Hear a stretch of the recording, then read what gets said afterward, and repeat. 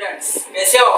हाँ, आज मैं एक छोटे से क्वाड्रेटिक इक्वेशन के फैक्टराइजेशन मेथड एक छोटे टॉपिक के लिए तुम इतना मुझे मैसेज डाले हो, इसलिए मैं तय किया है कि आज ये फैक्टराइजेशन मेथड को ही सॉल्व करके छोड़ेंगे और ये इसके मार्क लेके ही छोड़ेंगे। देखो यहाँ पे फैक्टराइजेशन मेथड जो है ये क्वाड्रेटिक इक्वेशन का जो वेरिएबल रहता है उस वेरिएबल की वैल्यू फाइंड आउट करने के लिए इसका इस्तेमाल होता है। पहले तुम्हें क्वाड्रेटिक इक्वेशन के बारे में मैंने पहला भी एक लेक्चर दिया है तुम्हें, और उसके ऊपर मैंने बहुत सारे अच्छे टॉपिक डाले। आज मैं फैक्टराइजेशन मेथड वापस एक बार लेने वाला हूँ, क्योंकि बहुत सारे स्टूडेंट्स इसके ऊपर हमेशा सोचते रहते हैं, कंफ्यूजिंग रहते हैं, तो आपका कंफ्यूजन इस टाइम तो मैं दूर करूंगा। तो यहाँ पे मैं तुम्हें एक क्वेश्चन देकर सॉल्व करके दिखाता हूँ। पहला जो क्वेश्चन है यहाँ पे देखो फैक्टराइजेशन मेथड के लिए, ये है x square minus 15x plus 54 equal to 0।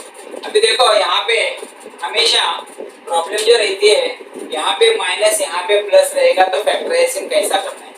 तो देखो यहाँ पे तुम्हें 54 के फैक्टर निकालने हैं जिसके एडिशन 15 हो और मल्टीप्लिकेशन 54 हो।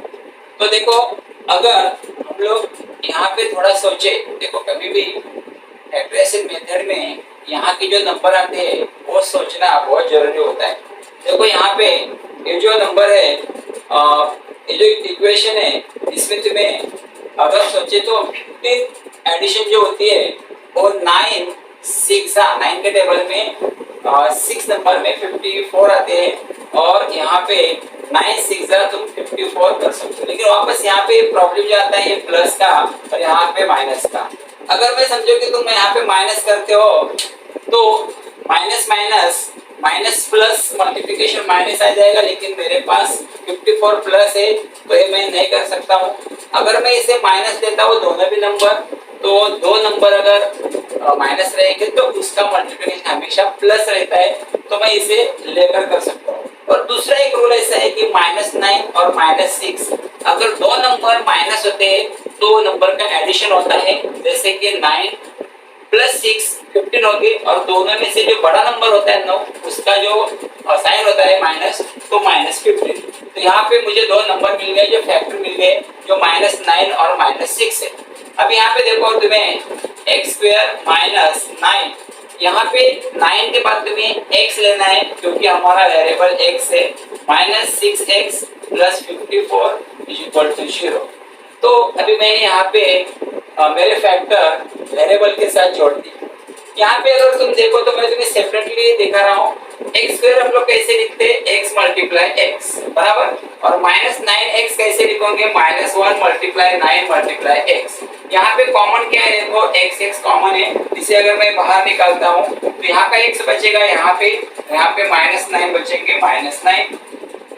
अभी -6 को तुम कैसे लिखते हो, -1 मल्टीप्लाई 6 मल्टीप्लाई एक्स, और यहाँ पे 54 को कैसे लिखते हो, तो यहाँ पे ऑलरेडी तुम्हारे पास दो फैक्टर है, एक -9 है और एक तो माइनस मल्टीप्लाई -6 है। ओके, तो यहाँ पे ये -1 मल्टीप्लाई और -6, अगर मैं -6 बाहर निकालता हूँ तो ये x -9 अंदर बचेंगे और इक्वल टू 0। वापस मेरे पास दो कॉमन फैक्टर मिलेंगे मुझे, x -9 और दूसरा रहेगा x -6 इक्वल टू 0। तो यहाँ पे दो फैक्टर मुझे मिले। अभी मुझे खाली फैक्टर की वैल्यू फाइंड आउट करनी है। उसमें मैं क्या करूँ, x -9 equal to 0 and x -6 equal to 0। यहाँ पे x इक्वल टू a -9 यहाँ पे जाएंगे तो +9 बनेंगे, और यहाँ पे x इक्वल टू a -6 यहाँ पे जाएंगे तो 6 बनेगा। तो यहाँ पे x के दो फैक्टर मिले मुझे, 9 और 6। अगर इस तरह से तुम अगर क्वेश्चन सॉल्व करते हो, 2 से 3 मार्क का क्वेश्चन रहता है। ये क्वेश्चन नंबर 2 में भी आता है बी में, या क्वेश्चन नंबर 3 में भी बी में आता है। तो महाराष्ट्र बोर्ड के जितने भी लड़के उनके लिए ये क्वेश्चन एक वरदान होता है। ये तुम्हारे लिए 3 मार्क या 2 मार्क लेके आता है। इसकी अच्छी प्रैक्टिस करोगे तो तुम्हें इसमें कोई भी डाउट नहीं रहता है।